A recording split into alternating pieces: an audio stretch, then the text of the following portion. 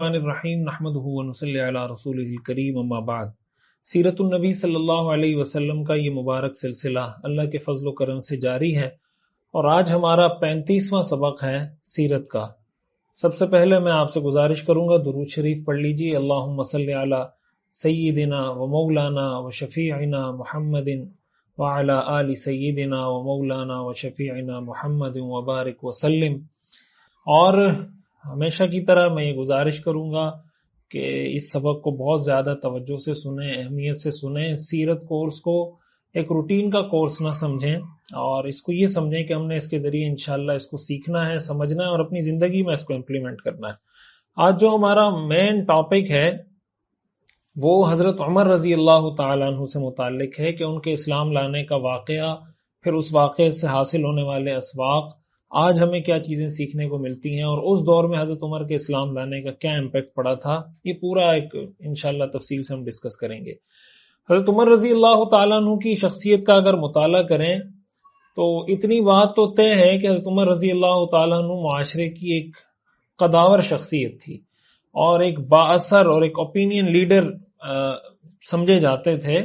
اور آپ جانتے ہیں کہ حضرت عمر رضی اللہ تعالیٰ عنہ کا جو قبیلہ ہے بنو عدی، وہ قریش کے ممتاز اور نامور قبائل میں سے ایک قبیلہ ہے۔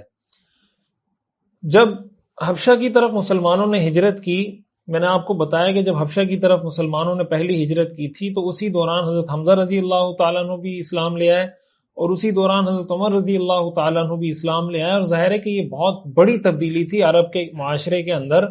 وہ لوگ یہ بالکل ایکسپیکٹ نہیں کر رہے تھے کہ اتنی دو بڑی ایکسٹرا آرڈینری شخصیات وہ اسلام قبول کر لیں گی اور اسلام کے سپورٹر بن جائیں گے۔ ان کو اس کا بالکل بھی اندازہ نہیں تھا۔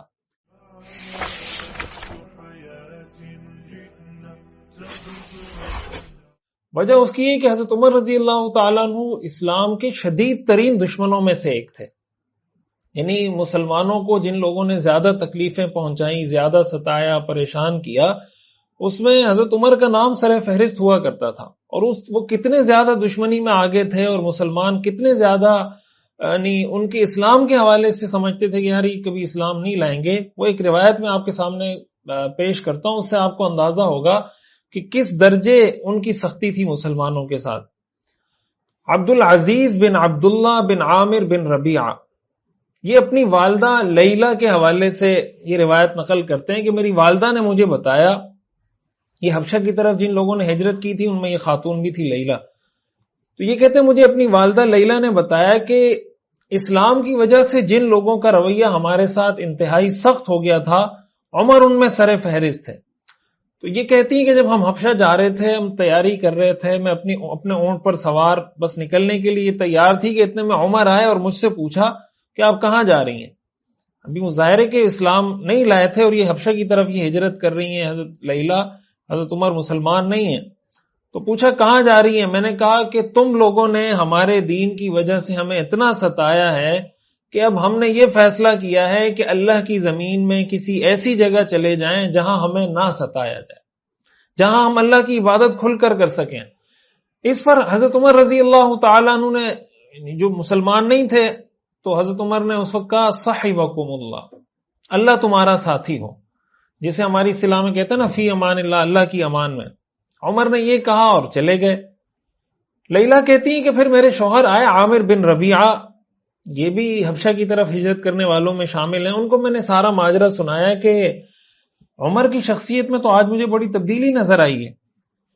انہوں نے کہا کیا تبدیلی نظر آئی ہے؟ میں نے بتایا کہ ایسے میں نے دیکھا ہے ان کے دل میں مجھے کچھ نرمی محسوس ہوئی، اسلام کے لیے ان کا جو رویہ تھا بڑا نرم لگا۔ اس پر عامر بن ربیعہ جو لیلہ کے شوہر ہیں حضرت لیلہ کے، انہوں نے کہا، یہ جملہ سننے کا، انہوں نے کہا واللہ لا یسلم حتی یسلم حمار الخطاب، اللہ کی قسم جب تک خطاب کا گدھا مسلمان نہ ہو جائے خطاب کا بیٹا مسلمان نہیں ہو سکتا۔ جیسے ہم کہتے ہیں نا کہ یار یہ تو ممکن ہی نہیں ہے، تو انہوں نے کہا خطاب کا گدھا مسلمان ہو جائے تو شاید یہ مجھے سمجھ میں آ جائے، لیکن خطاب کا بیٹا مسلمان ہو گیا یہ مجھے سمجھ میں نہیں آتا۔ یعنی اس درجے ان کی سختی تھی مسلمانوں کے ساتھ کہ ان کو یہ، یعنی وہ ایکسپیکٹ ہی نہیں کر رہے تھے کہ عمر جیسا شخص بھی اسلام قبول کر لے گا۔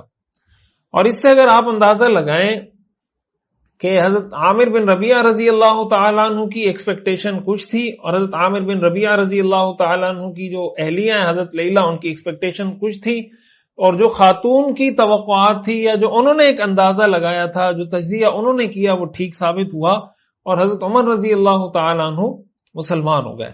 اس میں ہمارے لیے بھی ایک سبق اور ایک میسج اور ایک پیغام ہے، وہ یہ کہ جب تک کوئی آدمی زندہ ہے تو ہم کسی کے بارے میں قطعی طور پر یہ فیصلہ نہیں کر سکتے کہ بھئی یہ مسلمان نہیں ہو سکتا۔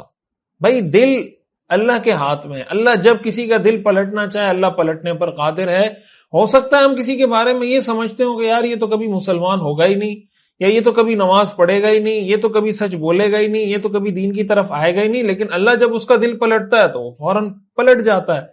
حضرت عمر رضی اللہ تعالیٰ عنہ بھی ایسی شخصیت ہیں کہ ان کے بارے میں کوئی یہ تصور نہیں کر سکتا تھا، لیکن جب اللہ نے ان کا دل پلٹا تو وہ بالکل پلٹ گئے، مسلمان ہوئے، اور پھر ایسے مسلمان ہوئے کہ اسلام کا ہراول دستہ ثابت ہوئے اور ہر جگہ پر اسلام کے لیے اور حق کے لیے کھڑے ہوئے۔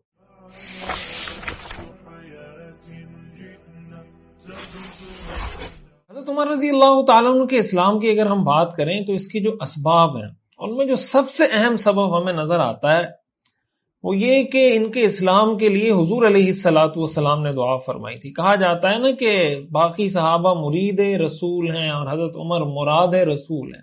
مرید تو حضرت عمر بھی ہیں، لیکن حضرت عمر وہ شخصیتیں جن کے اسلام کے لیے حضور علیہ الصلوۃ والسلام نے دعا کی تھی۔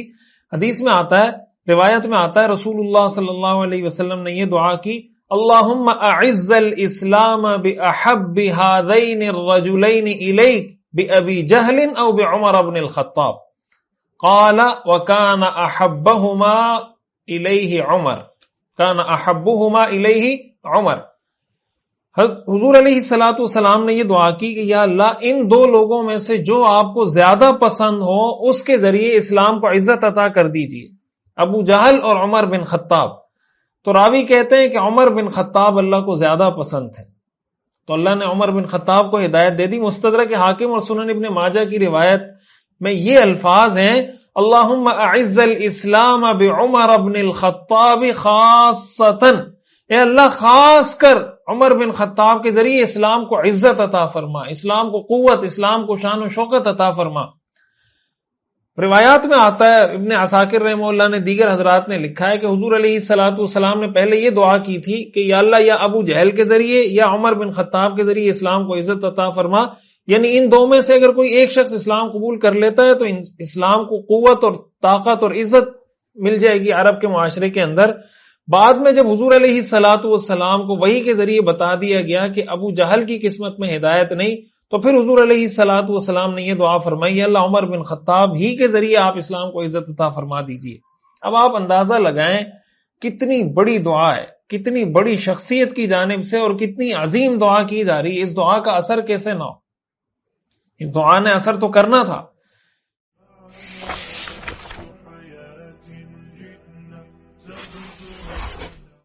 اس کی عملی شکل کیا ہوئی؟ یہ دعا اللہ نے قبول کی، کیسے قبول کی؟ حضرت عمر رضی اللہ تعالیٰ عنہ فرماتے ہیں، خود روایت میں فرماتے ہیں کہ میں ابتدا میں رسول اللہ کا سخت مخالف اور اسلام سے سخت نفرت کرتا تھا۔ ہوا یہ کہ ابو جہل نے ایک دن یہ اعلان کیا کہ جو شخص محمد کو قتل کرے گا معاذ اللہ، اس کو میں 100 اونٹ انعام دیتا ہوں اور میں اس کی گارنٹی لیتا ہوں کہ 100 اونٹ اس کو ملیں گے۔ حضرت عمر کہتے ہیں کہ مجھے اس بات کا یقین نہیں تھا کہ 100 اونٹ ملیں گے۔ میں ابو جہل کے پاس گیا کہ اس سے کنفرم کروں اور اس سے پوچھا کہ کیا تم واقعی میں 100 اونٹ کی ضمانت لیتے ہو، دو گے اگر کوئی آدمی یہ کام کرے گا؟ ابو جہل نے کہا ہاں۔ حضرت عمر کہتے ہیں میں وہاں سے نکلا، تلوار ہاتھ میں لی اور حضور علیہ الصلوۃ والسلام کے قتل کے ارادے سے گھر سے نکل پڑا۔ راستے میں کچھ لوگوں کو دیکھا کہ وہ ایک بچڑا ذبح کر رہے ہیں، میں اس کو دیکھنے کے لیے رک گیا۔ اب جب رکا ہوں تو مجھے وہاں سے آواز آ رہی ہے، کوئی پکارنے والا پکار کے یہ جملے کہہ رہا ہے، یا آل ذریح امر نجیح رجل یصیح بلسان فصیح یدعو الی شہادت اللہ الہ الا اللہ وان محمد رسول اللہ، کہ اے آل ذریح، ایک کامیابی کی بات ہے، ایک شخص ہے جو فصیح زبان میں پکار کر اس بات کی طرف بلا رہا ہے کہ اللہ کے سوا کوئی معبود نہیں اور محمد اللہ کے رسول ہیں۔ حضرت عمر فرماتے ہیں جب یہ آواز میرے کانوں میں پڑی تو مجھے خیال ہوا کہ شاید یہ آواز مجھے ہی دی جا رہی ہے اور میں ہی اس کا مخاطب ہوں. بہرحال حضرت عمر کہتے ہیں میں اپنے ارادے پر قائم تھا، میں نے ارادہ تبدیل نہیں کیا. میرا یہی ارادہ تھا کہ میں نے تلوار لے کر جانا ہے اور معاذ اللہ حضور کو قتل کرنا ہے. اب یہ کچھ قدم آگے چلے تھے کہ ان کو ایک شخص ملے، نعیم بن عبداللہ. ان سے ملاقات ہوئی اور پوچھا عمر دوپہر کا وقت اور تم خیریت، اس ٹائم کیا کر رہے ہو، تم کہاں جا رہے ہو؟ انہوں نے کہا کہ محمد کو قتل کرنے جا رہا ہوں معاذ اللہ. تو نعیم نے کہا کہ تم ان کو قتل کر کے بنو ہاشم اور بنو زہرہ سے اپنے آپ کو کیسے بچاؤ گے؟ کوئی مذاق ہے ان کو قتل کرنا؟ ان کے قبیلے سے اپنے آپ کو کیسے بچاؤ گے؟ حضرت عمر کہتے ہیں میں نے نعیم کو کہا کہ میرے خیال سے تم بھی صابی ہو گئے ہو، یعنی بے دین ہو گئے ہو، شاید تم نے بھی اپنا آبائی مذہب چھوڑ دیا ہے. نعیم نے کہا آپ میری بات چھوڑیں، مجھے آپ کیا کہہ رہے ہیں کہ میں نے اپنا مذہب چھوڑا نہیں چھوڑا؟ تمہاری بہن فاطمہ بنت خطاب اور تمہارے بہنوئی سعید بن زید وہ دونوں بھی صابی ہو چکے ہیں، یعنی انہوں نے بھی اپنے آبا و اجداد کا دین چھوڑ کر اسلام قبول کر لیا ہے. یہاں پہ میں رک کر تھوڑا سا یہ صابی کے بارے میں بتا دوں. صابی یہ صاد الف با صابی. اس زمانے میں جب کوئی آدمی، یہ قریش کے جو لوگ تھے نا، یہ حضور علیہ الصلوۃ والسلام کو کہتے تھے صابی. صابی کا اصل مطلب عربی میں ہوتا ہے کہ ایک دین کو چھوڑ کر دوسرا دین اختیار کر لینا. حضور علیہ الصلوۃ والسلام کو یہ صابی اس لیے کہتے تھے کہ انہوں نے قریش کا دین چھوڑ کر، بتوں کی عبادت چھوڑ کر اللہ کی عبادت شروع کر دی. تو اصل میں تو حضور علیہ الصلوۃ والسلام کا جو مذہب تھا وہ اسلام تھا، یعنی آپ مسلم تھے. لیکن قریش کے لوگ تانا دینے کی وجہ سے، ظاہر ہے کہ یہ ایک تانا ہے کہ تم نے اپنے آبا و اجداد کا دین چھوڑ دیا، یہ ایک تانا ہے. اور کسی کو یہ کہیں کہ یہ مسلمان ہو گیا، یہ تو تانا نہیں ہے. تو وہ تو یہ چاہتے تھے کہ تانا دیں. تو حضور علیہ الصلوۃ والسلام کے بارے میں بھی کہتے تھے کہ یہ صحابی ہیں، اور کوئی مسلمان ہو جاتا تھا کوئی شخص، اس کے بارے میں بھی کہتے تھے قد صبا، یہ صحابی ہو گیا. آگے آپ پڑھیں گے تو یہ گویا ایک ٹائٹل کو یہ بگاڑ کر پیش کر رہے ہوتے تھے کہ بھائی یہ صحابی ہو گیا، اس نے اپنے آبا و اجداد، کہنا ان کو یہ چاہیے تھا کہ یہ مسلمان ہو گیا، لیکن کہتے یہ نہیں تھے، بلکہ کہتے تھے کہ یہ صحابی ہو گیا. آگے اس کی تفصیل آپ پڑھیں گے تو اس میں جو اسباق حاصل ہوتے ہیں وہ انشاءاللہ ہم بعد میں ڈسکس کریں گے.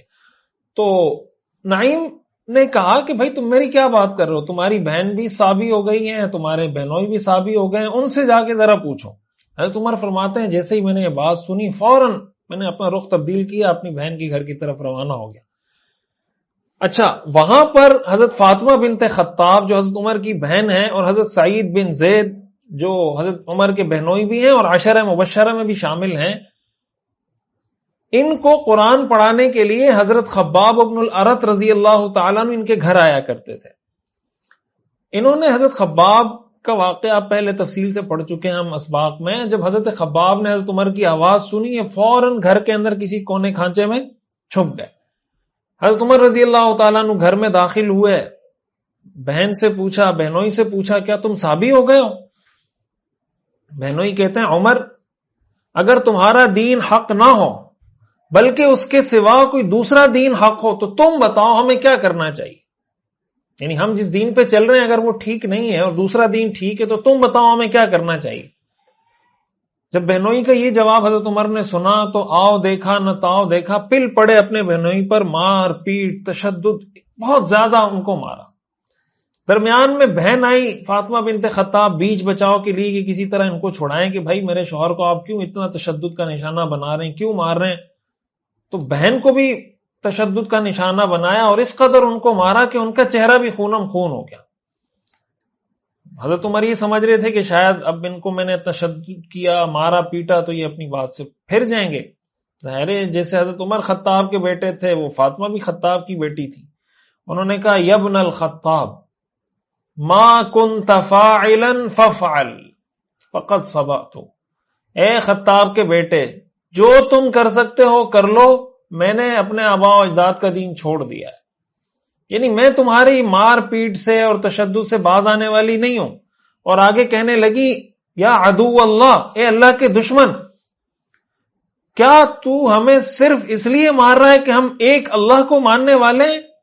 یہ بات کان کھول کر سن لے کہ ہم اسلام لا چکے ہیں، اگرچہ تیری ناک خاک آلود ہو جائے، تیری ناک خاک میں مل جائے، ہم اپنی بات سے نہیں پھریں گے. حضرت عمر رضی اللہ تعالیٰ عنہ فرماتے ہیں جب یہ ساری بات میں نے سنی اور میں نے خون دیکھا، اپنی بہن کو دیکھا، تھوڑی دیر بیٹھا اور مجھے کچھ شرمندگی سی ہونے لگی. میں نے ان کو کہا کہ جو کتاب تم پڑھ رہے تھے وہ مجھے لا کے دکھاؤ، میں بھی دیکھتا ہوں وہ صحیفہ. یہ سنتے ہی حضرت خباب رضی اللہ تعالیٰ عنہ مکان کے کونے میں چھپے ہوئے تھے، وہ وہاں سے فوراً نکلے اور نکل کر سامنے آئے.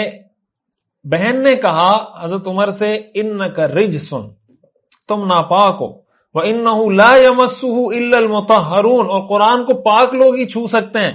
فَقُمْ فَتَوَضَّأْ، اس لیے جا کے پہلے وضو کرو. بعض روایات میں آتا ہے ان کو کہا غسل کرو، اس کے بعد میں تمہیں یہ صحیفہ دوں گی، ادروائز میں تمہیں یہ صحیفہ نہیں دوں گی.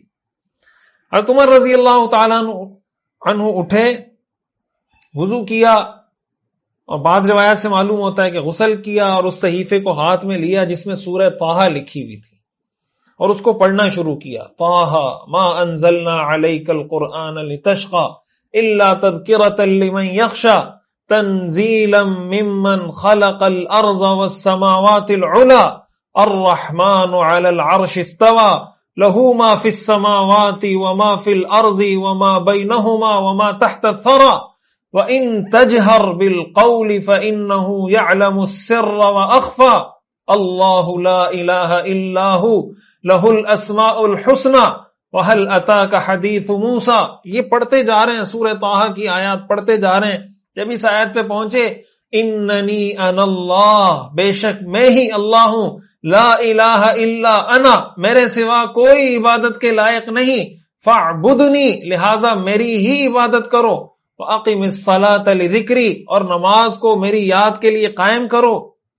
جب یہ آیات پڑھتے چلے گئے تو بے ساختہ زبان سے نکلا، ما احسن هذا الکلام وما اکرمہ، یہ کیا شاندار کلام ہے، کتنا باوقار کلام ہے.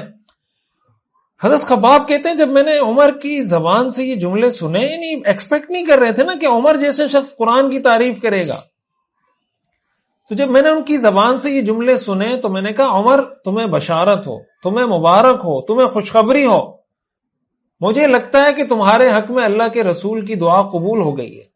عمر نے کہا خباب تم ایسا کرو، مجھے اللہ کے رسول کے پاس لے چلو. حضرت خباب رضی اللہ تعالیٰ عنہ بڑے خوشی حضرت عمر کو ساتھ لیا، دار ارقم کی طرف چل پڑے. دار ارقم پہنچے، دروازے پر دستک دی، دروازہ بند تھا، اندر جانے کی اجازت چاہی.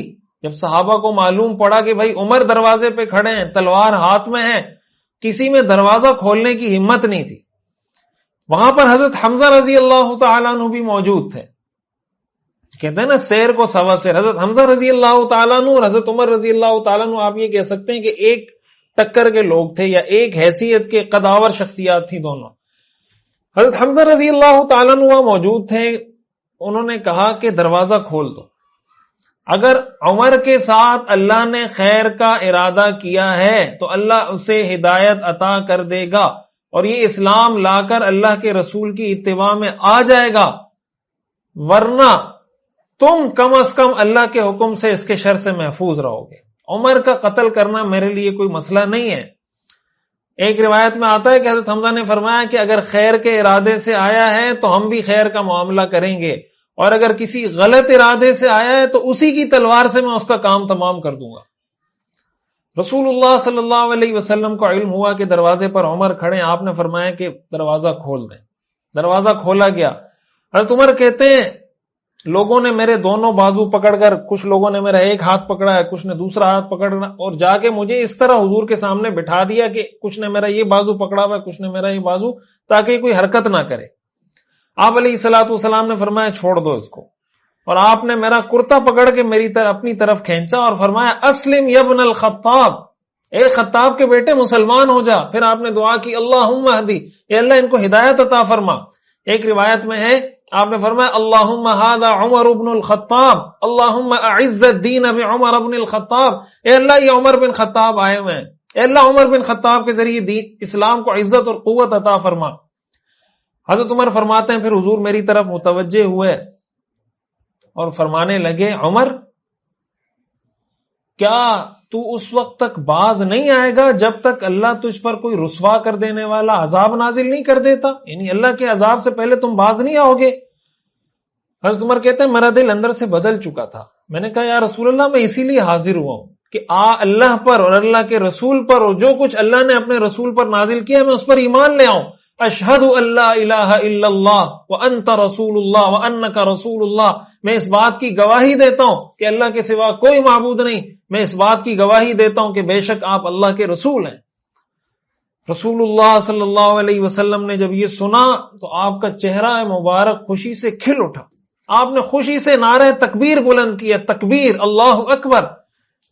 سب لوگوں کو جب پتا چلا, صحابہ کو پتا چلا, تو صحابہ نے مل کے آواز لگائی اللہ اکبر کی, اور اتنی بلند آواز میں نعرہ تکبیر بلند کیا کہ مکہ کی وادیوں میں, روایات میں آتا ہے, وہ گونج سنائی دی. ایک روایت میں تو یہ آتا ہے کہ جب حضرت عمر رضی اللہ تعالیٰ عنہ مسلمان ہوئے تو حضرت جبریل علیہ السلام حضور علیہ السلام کے پاس تشریف لائے اور فرمانے لگے یا محمد استبشر اہل السماء باسلام عمر. اے محمد آج آسمان والوں نے بھی عمر کے اسلام پر خوشی منائی ہے. یعنی فرشتے بھی حضرت عمر کے اسلام کو سیلیبریٹ کر رہے ہیں کہ عمر جیسا شخص مسلمان ہو گیا. حضرت عمر رضی اللہ تعالیٰ عنہ اسلام لے آئے, اور حضرت عمر رضی اللہ تعالیٰ عنہ کا اسلام لانا تھا کہ مسلمانوں کے حالات سمجھیں تبدیل ہونے کا آغاز ہو گیا. اس سے پہلے صحابہ چھپ چھپ کے نماز پڑھتے تھے. انہوں نے مسلمان ہوتے ہی اپنا کام شروع کر دیا. حضور علیہ السلام کو جب دیکھا مسلمان ہو گئے, حضور سے اسی وقت کہنے لگے یا رسول اللہ مجھے یہ بتائیں کیا ہم حق پر نہیں ہیں؟ السنا علی الحق. آپ نے فرمایا ہم بالکل حق پر ہیں. تو حضرت عمر کہتے ہیں میں نے کہا پھر ہم اتنا چھپ چھپ کے یہ سب کیوں کر رہے ہیں, اتنا چھپ چھپ کے نمازیں کیوں پڑھتے ہیں؟ آج کے بعد یہ نہیں ہوگا. حضرت عمر کہتے ہیں ہم نے 2 صفیں بنائی, یا 2 گروپ بنائے. ایک گروپ کی قیادت حضرت حمزہ کر رہے تھے اور ایک گروپ کی قیادت میں خود کر رہا تھا. میں نے کہا چلیں میرے ساتھ چلتے ہیں, مسجد حرام جاتے ہیں, جس میں تپڑ ہے ہمیں روک کر دکھایا. ہم مسجد حرام گئے. اب جو قریش نے دیکھا کہ مسلمان آ رہے ہیں, ایک طرف ان کے ساتھ حضرت عمر ہیں, دوسری طرف ان کے ساتھ حضرت حمزہ ہیں, وہ سکتے میں آ گئے. بھئی یہ کیا ہو گیا, یہ 2 بڑے بڑے لوگ ان کے ساتھ کیسے مل گئے؟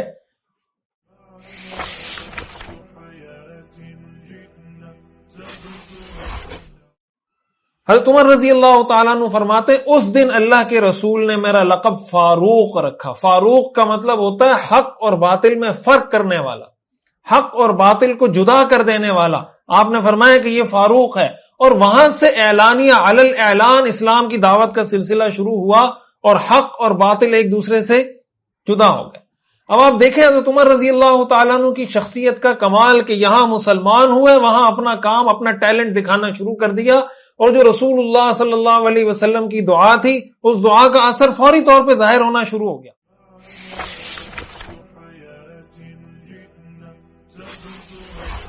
اچھا, حضرت عمر رضی اللہ تعالیٰ عنہ جب مسلمان ہوئے ہیں, حضرت عبداللہ ابن عمر فرماتے ہیں کہ جب میرے والد حضرت عمر رضی اللہ عنہ اسلام لائے تو ان کو یہ خیال ہوا کہ میں اپنے اسلام کی اطلاع کسی ایسے شخص کو دوں جو بات کو پھیلانے میں صحیح مہارت رکھتا ہے, یعنی اس کو بات پتہ چلے اور جنگل کی آگ کی طرح بات پھیل جائے. بعض لوگ ہوتے ہیں نا ان کے پیٹ میں بات ٹکتی نہیں, ادھر آپ نے بات بتائی, جسے بعض اوقات ہوتا ہے نا آپ گھر والی کو کہتے ہیں کہ یہ بات میں تمہیں بتا رہا ہوں کسی کو بتانا نہیں, گھر والی اپنے پڑوسن کو ساتھ والی کو کہتی ہے تمہیں بتا رہی ہوں کسی کو نہیں بتانا, وہ اس کو کہہ رہی ہوتی ہے تمہیں بتا رہی ہوں کسی کو نہیں بتانا, پورے محلے کو خبر ہو جاتی ہے.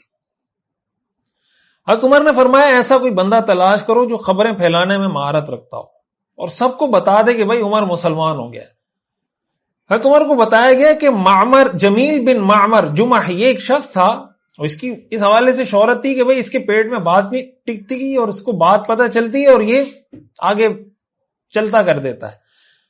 حضرت عمر رضی اللہ تعالیٰ عنہ جمیل بن معمر کے پاس گئے, اس کو کہا جمیل تمہیں پتہ ہے میں مسلمان ہو گیا ہوں, میں تو محمد کے دین میں داخل ہو گیا ہوں.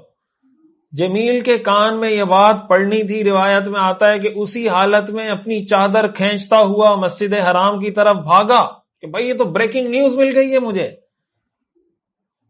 اور وہاں قریش کے سارے سردار موجود تھے, بلند آواز سے پکار کر کہنے لگا الا ان عمر بن الخطاب قد صبا, بھائی بات سنو, سارے متوجہ ہو جاؤ, عمر بن خطاب صابی ہو گیا, عمر بن خطاب نے آبا و اجداد کا دین چھوڑ دیا.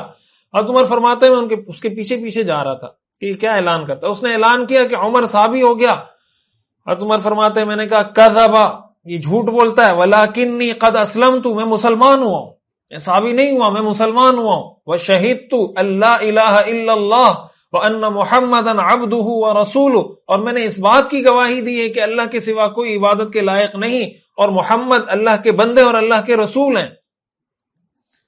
روایت میں آتا ہے کہ لوگوں نے یہ سننا تھا کہ حضرت عمر پہ ٹوٹ پڑے مارنے کے لیے.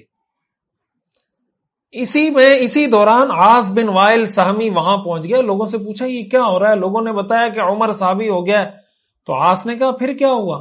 اگر وہ صحابی ہو گیا ہے، وہ اپنے لیے کسی دین کو بہتر سمجھتا ہے، تو تم اس کو مار کیوں رہے ہو؟ تم جانتے ہو یہ کس قبیلے سے تعلق رکھتا ہے، یہ بنو عدی کا شخص ہے، تو تم جو اس پہ اتنا تشدد کر رہے ہو تو تم کیا سمجھتے ہو اس کے قبیلے والے تمہیں چھوڑ دیں گے؟ وہ کہتے ہیں لوگوں نے جیسے یہ سنا وہ ایسے غائب ہوئے، جیسے ہم اردو میں کہتے ہیں نا گدھے کے سر سے سینگ، سارے ایسے شارٹ ہو گئے، نظر ہی نہیں آئے کہ بندے کہاں سے آئے تھے کہاں غائب ہو گئے. یہ حضرت عمر رضی اللہ تعالیٰ عنہ کے اسلام کا واقعہ تھا. اور یہ جب مشرکین کو پتہ چل گیا، اب وہ تشدد تو نہیں ہو سکتا تھا مسلمانوں پہ، اس طرح ستایا نہیں جا سکتا تھا، اس طرح تکلیفیں نہیں پہنچائی جا سکتی تھیں. یہ وہ موقع تھا کہ جب حضور علیہ الصلوۃ والسلام کے پاس عتبہ آیا تھا، جو ہم نے پڑھا تھا نا مشرکین کے حربے، ان میں سے ایک حربہ ہم نے یہ پڑھا تھا کہ حضور کو مختلف پیشکشیں کی تھی، آفرز کی تھی کہ اگر آپ کو پیسے چاہیے تو پیسے دے دیتے ہیں، شادی کرنی ہے تو شادی کروا دیتے ہیں. اس کے بعد یہ حضور کے پاس آ کر یہ پیشکشیں حضور کو کرنے لگے تھے. لیکن حضور علیہ الصلوۃ والسلام نے آگے سے جب سورہ حامیم سجدہ کی آیات پڑھی تو وہ خود متاثر ہو گیا اور ان کو جا کے کہا کہ بھائی محمد اور ان کے ساتھیوں کو چھوڑ دو، تو تمہارے بس میں نہیں ہے ان سے مقابلہ کرنا. بہرحال وہ تفصیل ہم پہلے پڑھ چکے ہیں. اس کے بعد انہوں نے یہ حربہ استعمال کیا تھا حضرت عمر کے اسلام کے بعد. یہ وہ سارا واقعہ ہے حضرت عمر رضی اللہ تعالیٰ عنہ کے اسلام کا کہ جو اس وقت پیش آیا کہ جب حبشہ کے مہاجرین ہجرت کر چکے تھے. یہاں ایک تو حضرت حمزہ مسلمان ہوئے، ان کے اسلام کا واقعہ ہم پہلے تفصیل سے پڑھ چکے ہیں. دوسرے نمبر پر حضرت عمر رضی اللہ تعالیٰ عنہ مسلمان ہو گئے اور مسلمانوں کو اچھی خاصی قوت اور طاقت اور شان و شوکت مل گئی.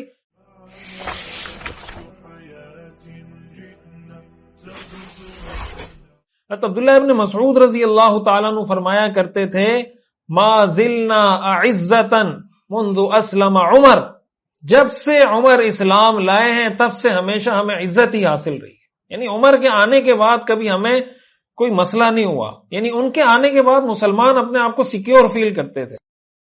اسی طرح حضرت عبداللہ ابن مسعود کا ایک اور قول ہے، وہ فرماتے ہیں ان اسلام عمر کان فتحا، کہ عمر کا اسلام لانا ہماری فتح تھی. وَإِنَّ هِجْرَتَهُ كَانَتْ نَصْرًا، اور ان کا ہجرت کرنا ہماری نصرت اور ہماری سپورٹ تھی. وَإِنَّ إِمَارَتَهُ كَانَتْ رَحْمَةً، اور ان کی خلافت، ان کی حکمرانی انسانیت کے لیے بہت بڑی رحمت تھی. وَلَقَدْ كُنَّا مَا نُصَلِّي عِنْدَ الْكَعْبَةِ، اور ہم کعبہ کے پاس نماز نہیں پڑھ سکتے تھے. حَتَّى أَسْلَمَ عمر، یہاں تک کہ عمر مسلمان ہوئے. فلما اسلم، جب عمر مسلمان ہوئے، قاتل قریشن، تو قریش کے سامنے ڈٹ کے کھڑے ہو گئے. حتی صلی عند الکعبہ وصلینا عنده، حتیٰ کہ انہوں نے بھی کعبے کے پاس نماز پڑھی اور ہم نے بھی ان کے ساتھ چل کر کعبے کے پاس نماز پڑھی. یہ حضرت عمر رضی اللہ تعالیٰ عنہ کے اسلام کا وہ اثر تھا جس کی گواہی صحابہ کرام دے رہے ہیں کہ ان کے اسلام لانے سے اسلام کو کیا عزت اور کیا شان و شوکت حاصل ہوئی. سبحان اللہ. یہ وہ شخصیت ہیں جن کے لیے رسول اللہ صلی اللہ علیہ وسلم دعا کر رہے ہیں کہ یا اللہ ان کے ذریعے اسلام کو عزت عطا فرما. یہ تو ہو گیا واقعہ حضرت عمر رضی اللہ تعالیٰ عنہ کے اسلام کا. اب ہم آتے ہیں اس بات کی طرف کہ اس واقعے سے ہمیں کیا کیا اسباق سیکھنے کو ملتے ہیں.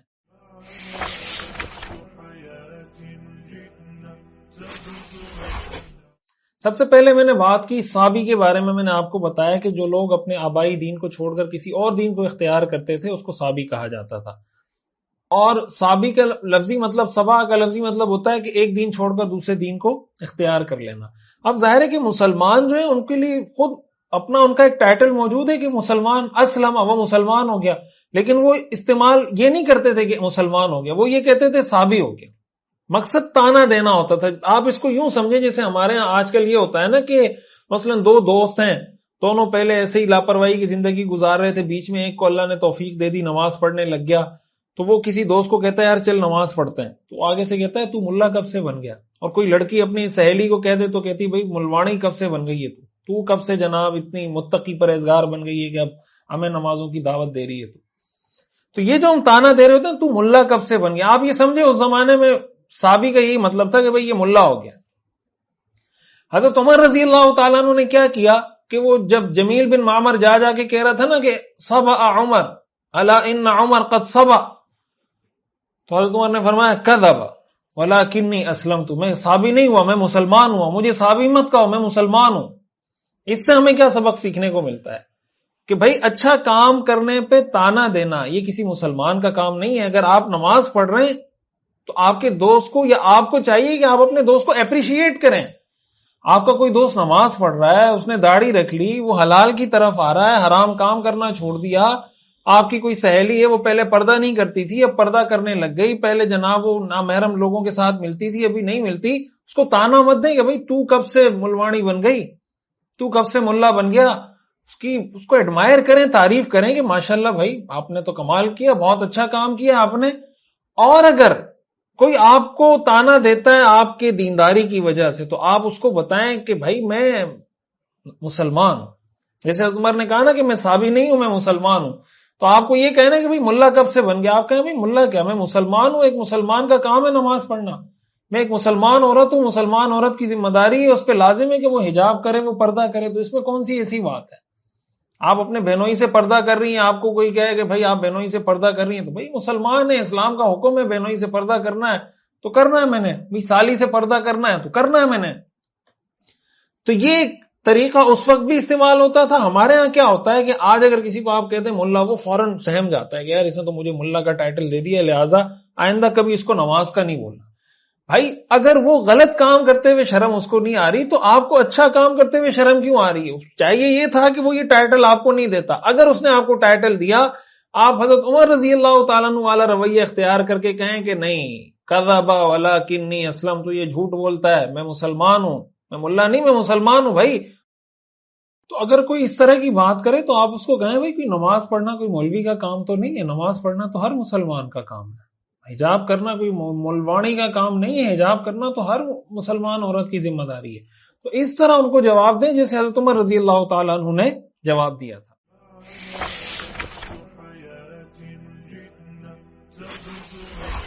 ایک اور سبق جو اس سے ہمیں سیکھنے کو ملتا ہے، آپ نے دیکھا کہ حضرت خباب رضی اللہ تعالیٰ عنہ وہاں ان کو پڑھانے کے لیے گئے ہوئے تھے گھر میں۔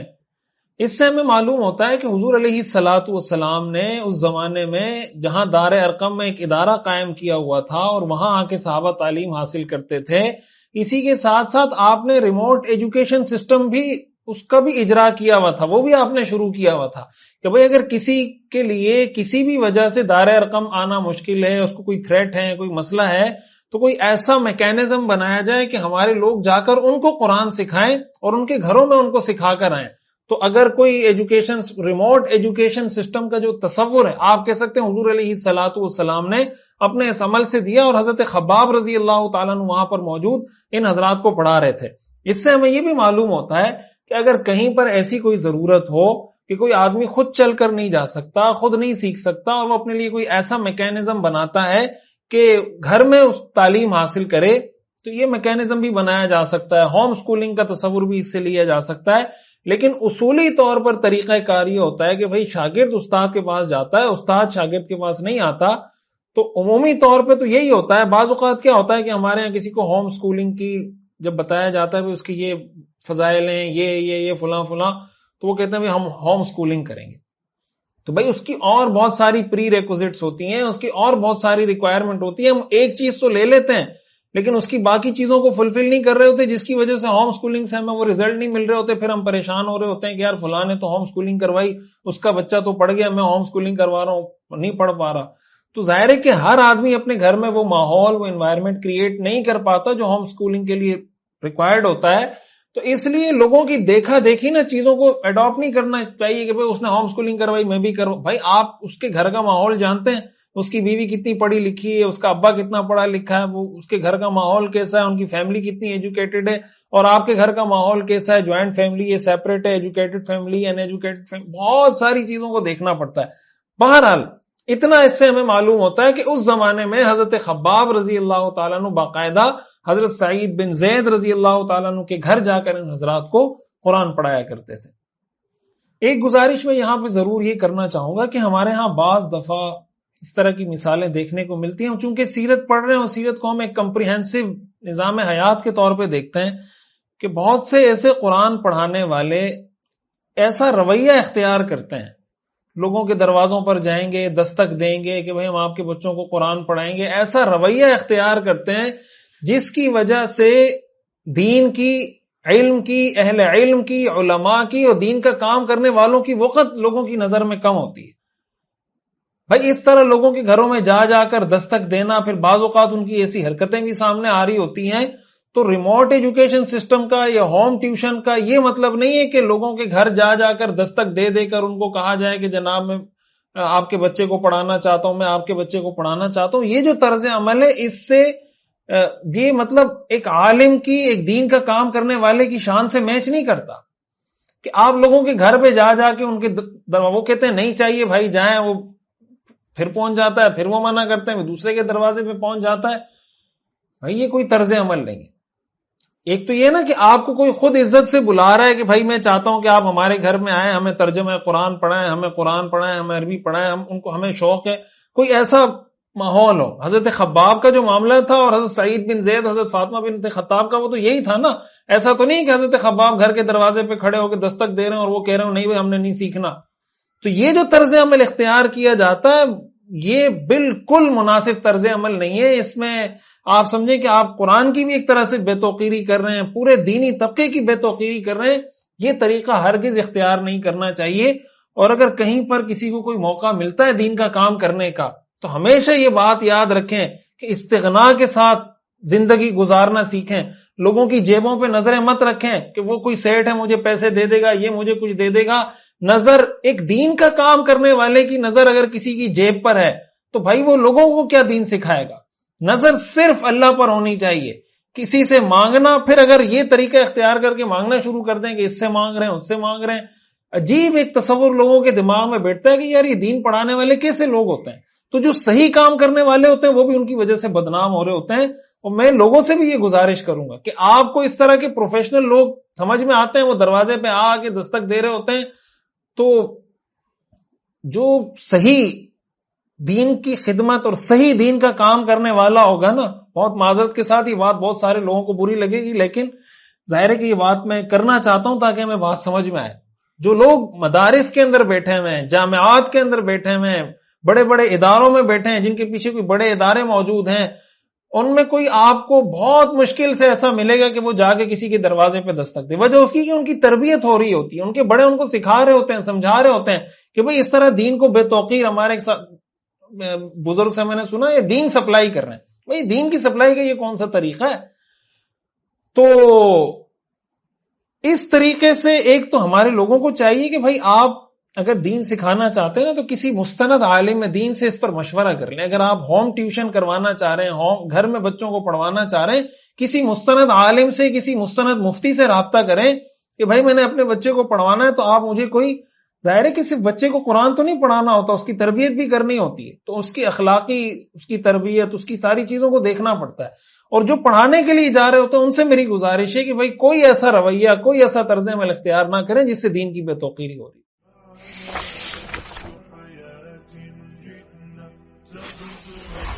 ایک اور سبق جو ہمیں اس واقعے سے سیکھنے کو ملتا ہے وہ یہ کہ دیکھیں اسلام میں شخصیات کی بہت زیادہ اہمیت ہے۔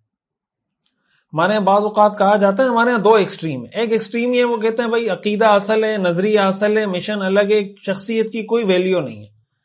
دوسری ایکسٹریم یہ وہ کہتے ہیں کہ بھائی شخصیت اصل ہے، ہمیں منزل نہیں رہنما چاہیے، شخصیت اصل ہے، نظریہ اور عقیدے کی کوئی ویلیو نہیں ہے۔ یہ دو ایکسٹریم ہے۔ شریعت کا جو راستہ ہے وہ بیچ کا راستہ ہے۔ کذالک جعلناکم امۃ وسطا، یہ امت وسط ہے، اعتدال کا راستہ ہے شریعت کا۔ ایسا نہیں ہے کہ شریعت میں شخصیات کی کوئی اہمیت نہیں ہے۔ اللہ تعالیٰ نے جہاں کتابیں نازل کی وہاں اللہ نے پیغمبر اور رسول بھی بھیجے۔ اللہ تعالیٰ یہ بھی کر سکتے تھے کہ کسی پہاڑ پہ کوئی کتاب نازل کر کے لوگوں کو کہتے جا کے پڑھ لو۔ تو جہاں کتاب اللہ کا سلسلہ ہے وہاں رجال اللہ کا سلسلہ بھی ہے۔ جہاں اللہ نے کتابیں نازل کی وہاں اللہ نے پیغمبر بھی بھیجے۔ اگر شخصیات کی اہمیت نہ ہوتی تو پیغمبر اللہ تعالیٰ نے کیوں بھیجے؟ ہاں، شخصیات کو اتنا بڑھا دینا، شخصیت پرستی کی طرف چلے جانا، اتنا بڑھا دینا کہ عقیدہ اور نظریہ وہ آپ کی سیکنڈ پرائرٹی بن جائے اور پرسنالٹی اور شخصیت وہ آپ کی فرسٹ پرائرٹی بن جائے، یہ شریعت میں اس کی اجازت نہیں ہے۔ عقیدے کے لیے شخصیات کو قربانی دینی پڑتی ہے، عقیدے کے لیے شخصیات کو قربان کیا جاتا ہے، شخصیات کے لیے عقیدہ اور نظریہ قربان نہیں کیا جاتا۔ آپ دیکھیں دین ایک عقیدہ تھا نا، دین اسلام، اس کے لیے صحابہ شہید ہوئے نا، حضرت عمر بھی جنگوں میں شریک ہوئے، خود حضور علیہ الصلوۃ والسلام زخمی ہوئے نہیں ہوئے، آپ کے دانت مبارک شہید ہوئے، آپ کا سر زخمی ہوا، آپ کو کتنے زخم لگے، کتنی چوٹیں لگی۔ آپ سے بڑی شخصیت کس کی ہو سکتی ہے؟ لیکن دین کے لیے آپ علیہ الصلوۃ والسلام نے بھی اپنے آپ کو پیش کیا۔ تو عقیدے اور نظریے پر شخصیات کو قربان کیا جاتا ہے، شخصیات پر عقیدے اور نظریے کو قربان نہیں کیا جاتا۔ یہ جو بات میں نے عرض کی کہ اسلام میں شخصیات کی اہمیت ہے، لیکن اس قیمت پر نہیں کہ آپ شخصیت کے لیے نظریے کو قربان کر دیں اور شخصیت پرستی میں مبتلا ہو جائیں۔ یہی وہ چیز ہے جس سے اسلام نے منع کیا ہے۔ یہود و نصارہ سے جو غلطی ہوئی تھی وہ یہی غلطی ہوئی تھی، قرآن میں اللہ نے اس کا تذکرہ کیا، اتخذوا احبارهم ورهبانهم اربابا من دون الله والمسيح ابن مریم وما امروا الا ليعبدوا الها واحدا، کہ انہوں نے اپنے علماء کو، اپنے مذہبی پیشواؤں کو خدا بنا لیا، انہوں نے عیسیٰ ابن مریم کو اپنا خدا بنا لیا، حالانکہ ان کو یہ حکم دیا گیا تھا کہ بھئی تم نے اللہ کی عبادت کرنی ہے، اکیلے ایک اللہ کی عبادت کرنی ہے۔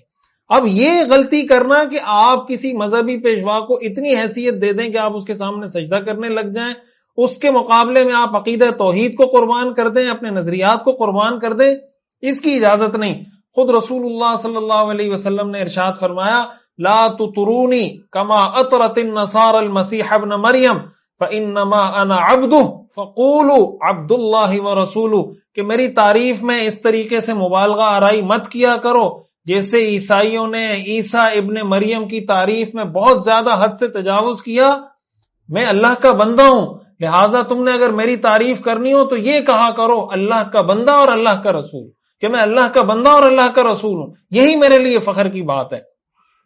اس لیے شخصیات کو اس طریقے سے بڑھانا کہ اس کی وجہ سے آپ عقیدے پہ کمپرومائز کر لیں، نظریے پہ کمپرومائز کر لیں، اور اس میں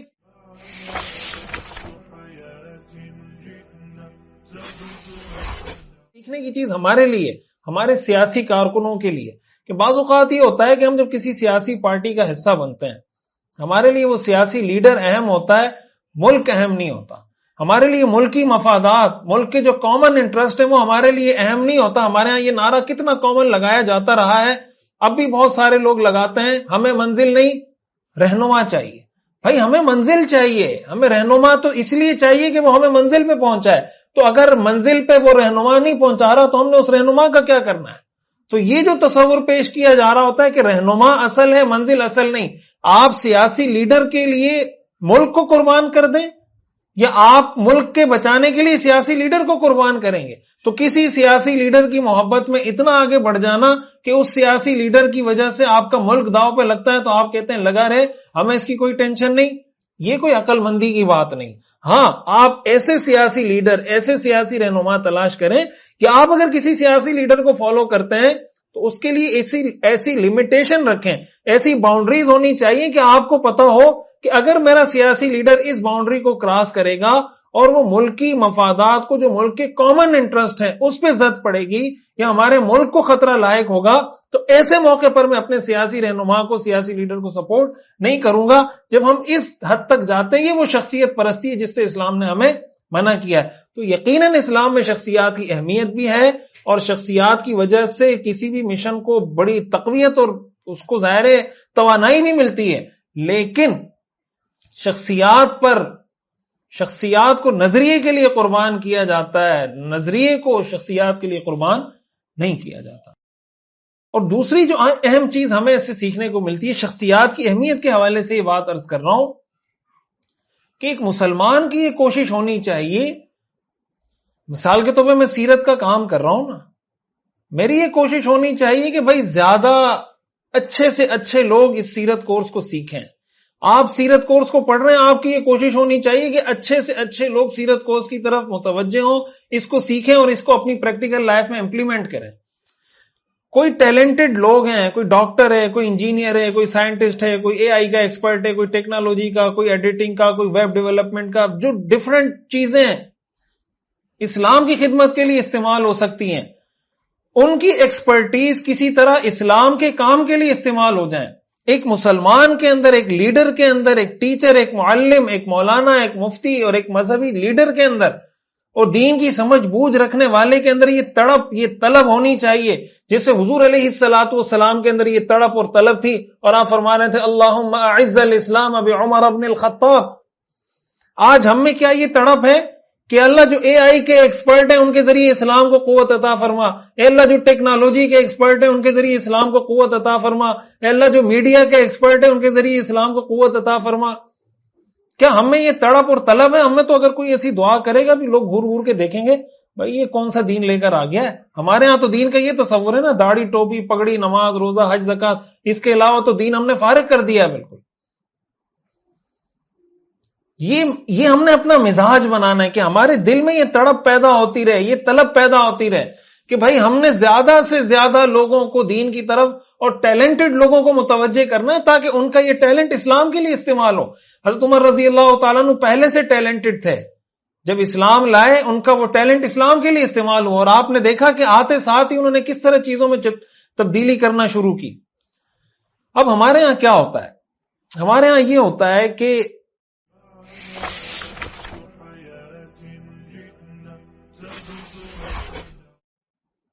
جیسے مثال کا تو ہم سوشل میڈیا پہ کام کر رہے ہیں نا، سوشل میڈیا پہ کام کرتے ہیں، لوگ کہتے ہیں کہ یہ جو مولوی ہے نا، ہمارے بہت ساری ویڈیوز پہ لوگ کمنٹ کر رہے ہوتے ہیں کہ یہ سارا ویوز کا چکر ہے، سارا ویوز کا چکر ہے، ریٹنگ کا چکر ہے.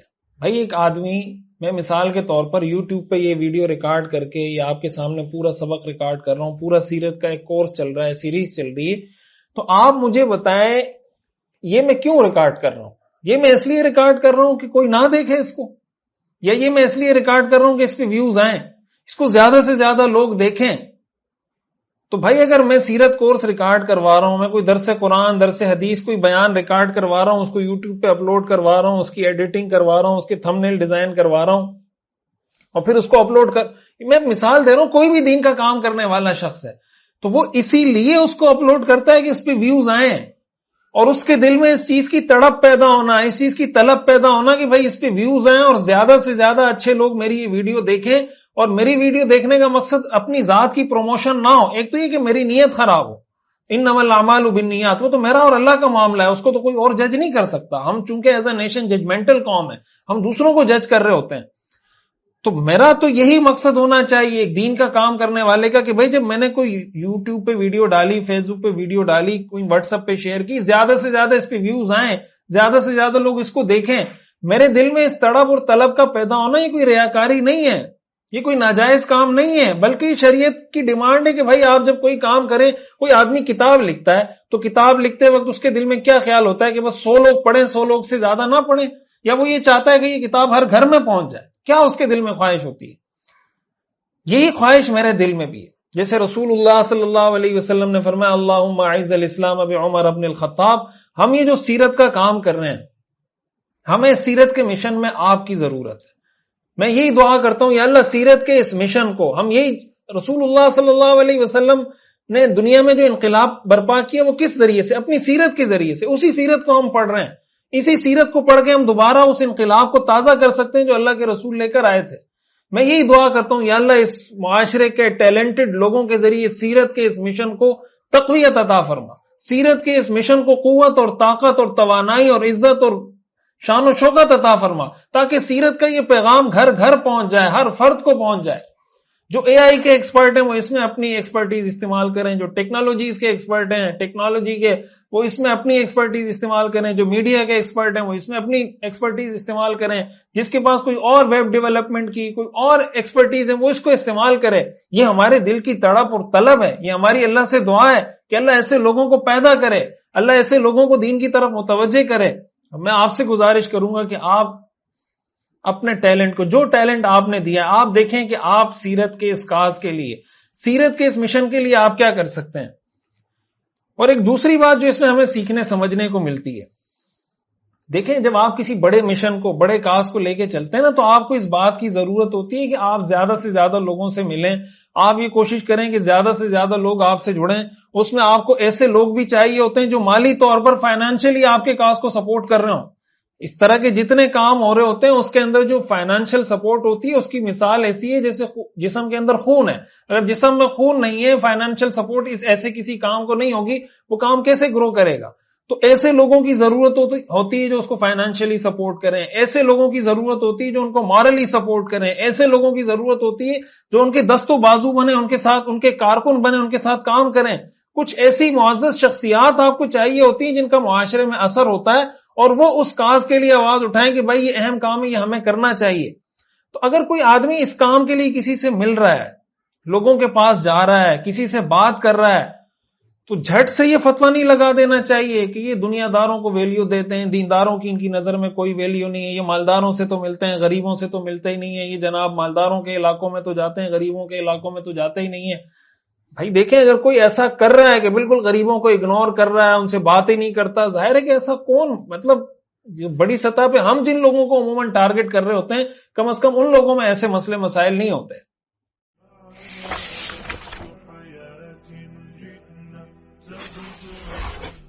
اسی طرح بعض اوقات کیا ہوتا ہے کہ ہمارے جو بڑے علماء ہیں، ہمارے جو بڑے حضرات ہیں، وہ جا کے حکومتی شخصیات سے ملاقاتیں کرتے ہیں، جسے ہم پچھلے اسباق میں لابنگ کے بارے میں آپ کو بار بار پڑھاتا رہا ہوں. اب لابنگ کرنے جا رہے ہوتے ہیں، ان سے مل رہے ہوتے ہیں، ان کے لیے ہدیے تحفے تحائف لے کے جا رہے ہوتے ہیں، لوگ ان پہ فتوے لگانا شروع کر دیتے ہیں، یہ درباری ملا ہیں، یہ بوٹ پالشی ہیں، یہ حکومت کے ٹاؤٹ ہیں. ہاں دیکھیں اگر وہ مداہنت کر رہا ہے، وہ دین بیچ رہا ہے، وہ دین کے غلط مسئلے بتا رہا ہے، یا ان کو کہہ رہا ہے کہ تم ظلم کر رہے ہو تو اچھا کر رہے ہو، اگر کوئی گڑبڑ کر رہا ہے تو تب تو سمجھ میں آتی ہے. لیکن اگر آپ کے پاس گڑبڑ کا ایسا کوئی ثبوت نہیں ہے اور وہ آپ کو یہ کہہ رہا ہو کہ بھائی میں اچھی نیت سے جا رہا ہوں اور میں ان کو سمجھانے کی کوشش کر رہا ہوں تاکہ یہ دین کی طرف آئیں، یہ دین کو سپورٹ کرنے والے بنے، دین کا کام کرنے والوں کو سپورٹ کریں، تو پھر ایسے لوگوں کو تانے نہیں دینے چاہیے، ایسے لوگوں کو سپورٹ کرنا چاہیے.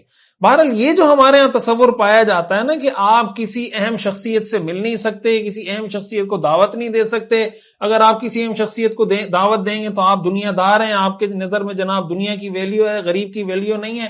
یہ جو تصورات ہمارے معاشرے میں پائے جاتے ہیں یہ تصورات ٹھیک نہیں ہے. رسول اللہ صلی اللہ علیہ وسلم حضرت عمر کے لیے دعا کر رہے ہیں، اللہ عمر کے ذریعے اسلام کو عزت اور قوت اور طاقت عطا فرما. اس کا مطلب اسلام کے مشن کو، ہمارے سیرت کے اس مشن کو بھی ایسی شخصیات کی ضرورت ہے جو اس کو اپنا مشن بنائیں اور اس کو آگے لے کے چلیں. اور مجھے امید ہے کہ انشاءاللہ آپ جتنے لوگ سن رہے ہیں آپ میں سے ہر شخص اس کو اپنی ذمہ داری سمجھے گا اور اس کاز کے لیے وہ کھڑا بھی ہوگا، اور آپ کے دل میں اب تک کے اسباق کے بعد یہ بات اچھے طریقے سے بیٹھ جانی چاہیے کہ ہماری زندگیوں کے اندر، ہمارے نظام کے اندر کوئی تبدیلی اگر کسی ذریعے سے آ سکتی ہے وہ صرف سیرت الرسول اور سیرت النبی صلی اللہ علیہ وسلم ہے، اس کے علاوہ کوئی اور چیز ہمیں تبدیل نہیں کر سکتی.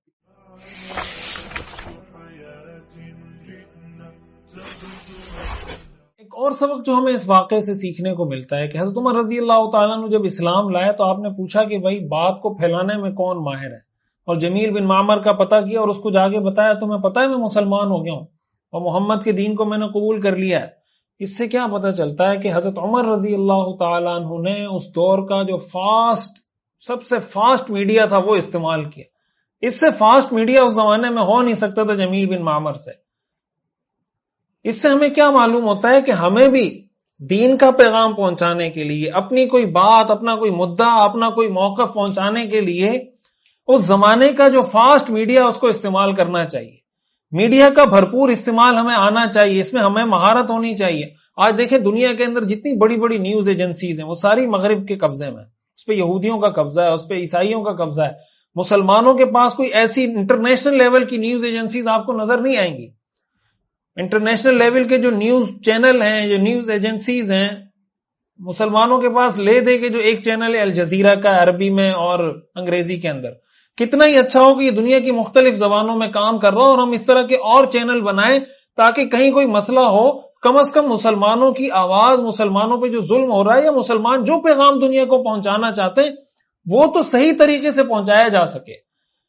ظاہر ہے کہ اس میڈیا کے تھرو اسلام کا جو پیغام آئے گا وہ تو اس کے اندر ظاہر ہے اس کو سینسر بھی کریں گے، اس کے اندر سے چیزوں کو ڈیلیٹ بھی کریں گے، آپ کو کمیونٹی گائیڈ لائن کی جناب اسٹرائک بھی دیں گے، آپ کے چینل بھی اڑائیں گے، آپ کے پیجز بھی اڑائیں گے، وہ تو آپ کو اس طریقے سے چیزوں کو الاؤ نہیں کریں گے.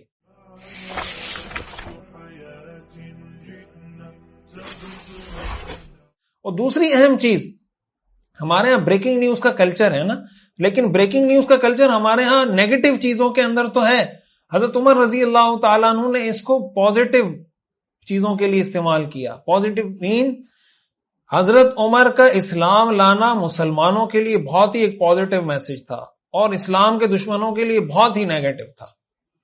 حضرت عمر نے اس کو بریکنگ نیوز بنایا، ایسی چیز کو بریکنگ نیوز بنایا جس سے مسلمان خوش ہوں اور اسلام کے دشمن پریشان ہوں. آج ہمارے ہاں نیوز چینلز پر ان خبروں کو بریکنگ نیوز بنایا جاتا ہے جس سے مسلمان پریشان ہوتے ہیں اور اسلام کے دشمن خوش ہوتے ہیں. یہ میں بہت گہری بات کر رہا ہوں، اس کو سمجھنے کی کوشش کریں. حضرت عمر رضی اللہ تعالیٰ عنہ نے میڈیا کا استعمال کیا تاکہ مسلمانوں کو خوش کیا جائے، اسلام کے دشمنوں کو پریشان کیا جائے. ہم نے بھی اپنی نیوز ایجنسیز کو، سوشل میڈیا کو اس طریقے سے یوٹیلائز کرنا ہے، اس طریقے سے یوز کرنا ہے کہ ہمارے اس طریقہ کار سے، ہماری بریکنگ نیوز کے کلچر سے مسلمانوں کو خوشی ہو، اسلام کو فائدہ ہو اور اسلام کے دشمنوں کو نقصان ہو. اور پازیٹو طریقے سے ہمارے یہاں کہتے ہیں نا کہ اگر گٹر کا ڈھکن ہے تو یہ نیوز نہیں ہے، لیکن اگر گٹر کا ڈھکن مسنگ ہے تو یہ نیوز ہے. ہمارے یہاں بریکنگ نیوز بننے کے لیے ضروری ہے کہ اس کے اندر نیگیٹیوٹی ہو. اگر کسی خبر کے اندر نیگیٹیوٹی نہیں ہے وہ نیوز نہیں بن سکتی. تو یہ جو ہمارے ہاں تصور ہے حضرت عمر رضی اللہ تعالیٰ عنہ کے طرز عمل سے ہمیں یہ بھی سیکھنے کو ملتا ہے کہ بھائی ہم نے میڈیا کا بھرپور استعمال بھی کرنا ہے، جیسے حضرت عمر نے اس وقت کے بھرپور میڈیا کو بھرپور استعمال کیا. رسول اللہ صلی اللہ علیہ وسلم نے صفا پہاڑی پہ چڑھ کے دعوت دی. اس دور کا یہ میڈیا تھا کہ آپ صفا پہاڑی پہ چڑھ کے اعلان کریں گے تو سب تک بات پہنچے گی، اور مثبت خبروں کو بریکنگ نیوز کے طور پر حضرت عمر رضی اللہ تعالیٰ عنہ نے استعمال کیا. یہ تھا حضرت عمر رضی اللہ تعالیٰ عنہ کے اسلام کا واقعہ. اور اسی دوران جب آپ نے پڑھا نا کہ ہم یہ واقعہ پہلے پڑھ چکے ہیں حضرت ابوبکر صدیق رضی اللہ تعالیٰ عنہ کے حوالے سے، میں یہاں صرف اس کا حوالہ دوں گا، آپ کے سامنے سبق نمبر آ جائے گا کہ یہ سبق کس سبق میں گزرا ہے. کہ حضرت ابوبکر صدیق رضی اللہ تعالیٰ عنہ نے ایک مرتبہ حبشہ کی طرف ہجرت کا ارادہ کیا تھا اور مکہ سے نکل پڑے تھے. وہ حبشہ کا ارادہ بھی انہوں نے اسی دورانی میں کیا تھا جب مسلمانوں نے حبشہ کی طرف ہجرت کر لی اور یہاں پریشانیاں بڑھتی جا رہی تھی. تو حضرت ابوبکر نے فرمایا کہ میں بھی یہاں سے ہجرت کر لیتا ہوں. برق الغمار پہ پہنچے تو وہاں ابن الدغنہ ملے اور ان سے پوچھا تو حضرت ابوبکر نے فرمایا کہ میں ہجرت کر رہا ہوں. تو انہوں نے کہا کہ مثلک لا یخرج ولا یخرج، کہ آپ جیسا آدمی نہ خود جاتا ہے نہ اس کو نکالا جاتا ہے. وہ جو پورا تفصیلی واقعہ ہے کہ پھر حضرت ابوبکر صدیق کو انہوں نے پناہ دی اور دوبارہ لے کر آئے. حضرت ابوبکر کو فرمایا کہ بھائی آپ اپنی عبادت کریں. وہ جو واقعہ ہے وہ بھی سارا اسی دورانیے کا، اسی عرصے کا واقعہ ہے جو ہم پہلے تفصیل سے پڑھ چکے ہیں. اللہ تعالی ہمیں سمجھنے کی اور عمل کرنے کی توفیق عطا فرمائے. آج جو ہم نے سبق پڑھا ہے اس کے حوالے سے ہم سوالات آپ کے سامنے رکھتے ہیں. سوالات میں سے ایک صحیح جواب آپ نے منتخب کرنا ہے اور اس کو نیچے یہیں پر کمنٹ میں لکھ دینا ہے اور کوشش کرنی ہے کہ سیرت کے اس پیغام کو زیادہ سے زیادہ عام کرنا ہے. پہلا سوال، اسلام لانے سے پہلے حضرت عمر رضی اللہ تعالیٰ عنہ کا رویہ مسلمانوں کے ساتھ کیسا تھا؟ انتہائی سخت، انتہائی نرم، اس معاملے میں نیوٹرل؟ حضور علیہ الصلوۃ والسلام نے حضرت عمر رضی اللہ تعالی عنہ کے لیے کیا دعا کی تھی؟ اے اللہ، عمر بن خطاب کے ذریعے اسلام کو قوت عطا فرما. اے اللہ، عمر بن خطاب کو اچھا کاروبار عطا فرما. اے اللہ، عمر بن خطاب کو اولاد عطا فرما. حضرت سعید بن زید اور حضرت فاطمہ بنت خطاب رضی اللہ عنہما کو قرآن کون سے صحابی پڑھا رہے تھے؟ حضرت صہیب، حضرت مصعب بن عمیر، حضرت خباب بن الارت رضی اللہ عنہ. حضرت عمر رضی اللہ تعالی عنہ نے جب صحیفہ مانگا تو کون سی سورت کی آیات پڑھیں؟ سورہ بقرہ، سورہ فاتحہ، سورہ طٰہٰ. حضرت عمر رضی اللہ تعالی عنہ کو فاروق کا لقب کس نے دیا تھا؟ حضور صلی اللہ علیہ وسلم نے، حضرت ابوبکر صدیق رضی اللہ عنہ نے، یا حضرت حفصہ رضی اللہ عنہا نے؟ قریش کے لوگ صابی کی اصطلاح کس کے لیے استعمال کرتے تھے؟ بتوں کی عبادت کرنے والوں کے لیے، اسلام قبول کرنے والوں کے لیے، یا پھر آگ کی عبادت کرنے والوں کے لیے؟ حضرت عمر رضی اللہ تعالیٰ عنہ کے اسلام قبول کرنے سے کیا فرق پڑا؟ اسلام اور مسلمانوں کی شان و شوکت میں اضافہ ہوا؟ اسلام اور مسلمانوں پر کوئی فرق نہیں پڑا۔ حضرت خباب بن الارت رضی اللہ تعالی عنہ کا حضرت سعید بن زید کے گھر جا کر قرآن پڑھانے کے واقعے سے ہمیں کیا سبق ملتا ہے؟ ریموٹ ایجوکیشن سسٹم، شکر کا سبق، یا کوئی خاص سبق نہیں؟ کیا اسلام میں شخصیات کی اہمیت ہے یا نہیں؟ جی ہے، جی نہیں ہے۔ شخصیت اور نظریے کا مقابلہ ہو تو ترجیح کس کو دی جائے گی؟ نظریے کو، شخصیت کو؟ ہمیں سیرت کے اس مشن میں آپ کی ضرورت ہے۔ کیا آپ سیرت کے اس مشن پر کام کرنے کے لیے تیار ہیں؟ جی ہاں، جی نہیں۔ وآخر دعوانا ان الحمد للہ رب العالمین۔